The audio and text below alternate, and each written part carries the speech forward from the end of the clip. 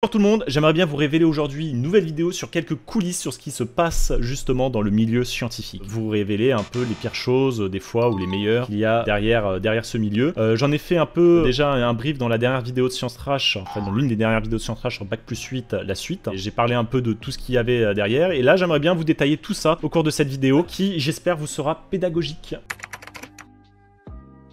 Alors premièrement, l'envers du décor, c'est la réalité de la recherche scientifique. La réalité de la recherche scientifique n'est pas aussi belle que tout le monde le croit. Quand vous êtes dans un labo de recherche, il faut savoir qu'il y a des défis à relever au quotidien, il y a des moments de frustration et en fait c'est très simple, vous êtes souvent dans l'échec. Il y a peu de moments où vous êtes dans la réussite et les moments d'excitation sont très rares. Il faut savoir que la réalité de la recherche scientifique, c'est que on a l'impression que les chercheurs cherchent et découvrent des choses et c'est motivant, on va de l'avant. Non, la recherche scientifique c'est échec sur échec. Vous faites des choses qui ne marchent pas, qui ne fonctionnent pas, qui n'avancent pas et en fait vous vous dites qu'à un bout d'un moment il faut sortir des résultats, vous les sortez, vous essayez de tirer un maximum de résultats de ce que vous avez et vous en faites un papier et vous essayez de tirer un maximum de profit de l'ensemble des échecs des fois que vous avez réalisés pour écrire quelque chose où il y a un maximum de réussite suite à vos démarches scientifiques. Et c'est difficile, hein, si je prends par exemple l'un des derniers articles que j'ai écrit sur la caractérisation des P exposants par les transformés en ondelettes continues. Je sais que c'est ce titre qui parle à beaucoup de gens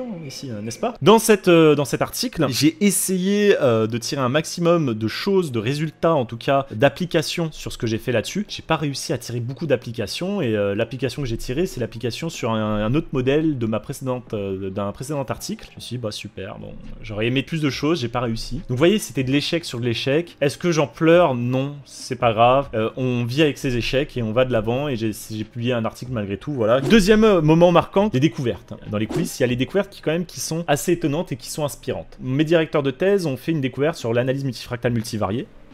Super beau. Et franchement, c'est inspirant, ça ouvre des perspectives. Et dans les coulisses de la science, il y a toujours ces moments-là où vous découvrez des papiers, des nouvelles activités qui viennent nourrir votre propre activité et qui vous font plaisir malgré tout. C'est agréable parce que vous vous dites que ça vous ouvre des perspectives aussi dans vos propres recherches et vous êtes content. Vous dites, ah bah en fait, il y a des possibilités encore de creuser ce que j'ai fait, je peux faire ci, ça. C'est plaisant dans les coulisses de la recherche. Il y a cet aspect-là où la recherche avance. Troisièmement, il y a la science au quotidien. Comment vous vivez la science au quotidien, ça peut être différent selon les personnes, mais pour être concret, au quotidien, vous allez passer du temps tout simplement à démontrer des théorèmes en mathématiques ou à démontrer des résultats. Ces résultats, des fois, ils sont pas si évidents à démontrer, du coup, vous allez essayer de voir si vous pouvez pas tirer des résultats plus évidents avant de passer aux résultats plus difficiles à démontrer. Et donc, c'est ça, votre quotidien en recherche, c'est toujours creuser, des fois modéliser, représenter, discuter avec des collègues et voir ce que ça donne. Et moi, dans mon quotidien, actuellement aussi, en tant que data scientist, c'est souvent se frotter aux collègues qui vont challenger ce que vous avez fait en disant ah oui t'as fait ci mais pourquoi t'as pas pensé à faire ça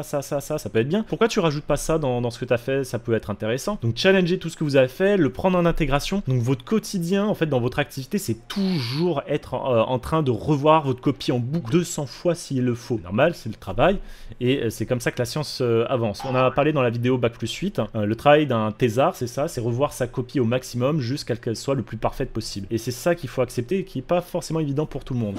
Quatrième point, il y a aussi l'avenir de la science. C'est un avenir prometteur, il y a des problèmes à résoudre et beaucoup de gens sont intéressés à les résoudre. Donc au quotidien, on a envie, on est motivé à vouloir résoudre ces problèmes. Donc ça, c'est quelque chose qui est une motivation intrinsèque et qui nous pousse tous les jours dans cette envie d'avancer dans la recherche scientifique parce que c'est une passion. Donc si je devais décrire une journée type, moi, dans la recherche, qu'est-ce que c'est? C'est souvent ce que j'appelle des weekly. On va faire des réunions avec les collègues, voir ce que chacun où il en est, qu'est-ce qu'il doit faire. De mon côté, ça va être souvent faire une base de code pour essayer de voir ce qu'on obtient. Des fois, ça va être aussi faire des petits résumés à des collègues pour discuter avec eux et dire qu'est-ce que j'ai fait au cours de ma journée. Ça va être des fois écrire des articles rapides, des petits articles, des proceedings, on appelle ça souvent des petits articles, pour des petits résultats qu'on a commencé à élaborer là-dessus. Essayer d'optimiser au mieux nos résultats, de les challenger et d'essayer de voir comment on peut les améliorer tous les jours pour qu'ils soient le plus robustes possible. Voilà un peu le quotidien que j'ai dans ma recherche, qui est pas le même pour tout le monde, hein, je tiens à le dire, à préciser, surtout selon les domaines biologiques, mais voilà. Voilà, c'était une petite vidéo un peu particulière, j'espère qu'elle vous a plu quand même et